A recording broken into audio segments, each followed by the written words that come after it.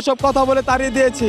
এই বিগত 2 বছর ধরে আমাদের এই লস্কর পরীক্ষার ভাইবা পরীক্ষার রেজাল্ট আটকায় রয়েছে। আমাদের মতো হাজার হাজার ছাত্র আজ বেকার। কেন বেকার থাকবে? কেন অসার মতো রাজপথে ঘুরবে? এবং শিক্ষার্থীর বিএডব্লিউটিএর অফিসে স্মারকলিপি দেওয়ার জন্য গেলে ওয়াকিল নেওয়াজ এবং রফিকুল ইসলাম তালুকদার স্মারকলিপি গ্রহণ করেনি, বরঞ্চ শিক্ষার্থীর সাথে দুর্ব্যবহার করে, তাদেরকে তাড়িয়ে দেয়। যার কারণে শিক্ষার্থী ওয়াকিল নেওয়াজ এবং রফিকুল ইসলাম তালুকদারের এবং চেয়ারম্যান মহোদয় এবং মঞ্জুর ইসলাম তাদের পদত্যাগের দাবি জানাচ্ছি।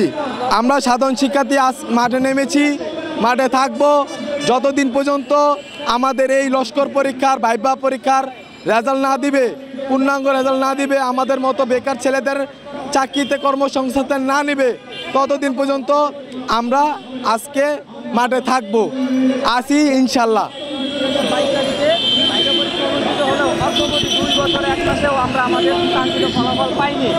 আমরা জানতে পেরেছি বিভিন্ন পত্রিকার মাধ্যমে, জাতীয় দৈনিকের মাধ্যমে জানতে পেরেছি কতিপয় ঊর্ধ্বতন কর্মকর্তাদের নির্দিষ্ট সংখ্যক প্রার্থী বাদ পড়ায়, অনিয়ম করে বাদ পড়ার কারণে তারা এই নিয়োগটি এখন পর্যন্ত ঝুলিয়ে রেখেছে।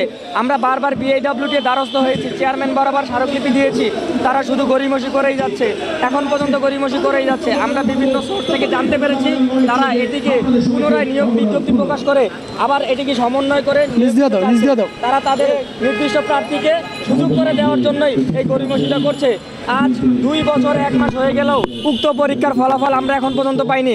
আমাদের একটাই দাবি, বিআইডব্লিউটি এর চেয়ারম্যান এবং নৌ পরিবহন মন্ত্রণালয়ের উপদেষ্টার কাছে একটাই দাবি, আমরা উক্ত পদের 73 পদের উক্ত একটি লস্কর পদ এবং সেই পদের সংখ্যা ছিল 73টি। আমরা চাই 73টি পরিবার সচ্ছলভাবে জীবনযাপন করুক, তাদের কর্মসংস্থানের ব্যবস্থা হোক। দেশে লাখ লাখ বেকার তরুণ সমাজ রাস্তায় ঘুরবে আর বিআইডব্লিউটি গড়িমসি করে তাদের নিজেদের প্রার্থীকে নিয়োগ দেওয়ার জন্য গড়িমসি করবে।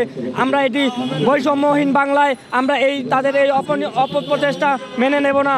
আমাদের এক দফায় এক দাবি, উক্ত 73টি লস্কর পদের চূড়ান্ত ফলাফল দ্রুততার সময়ের মধ্যে চাই। ধন্যবাদ আপনাদের সবাইকে।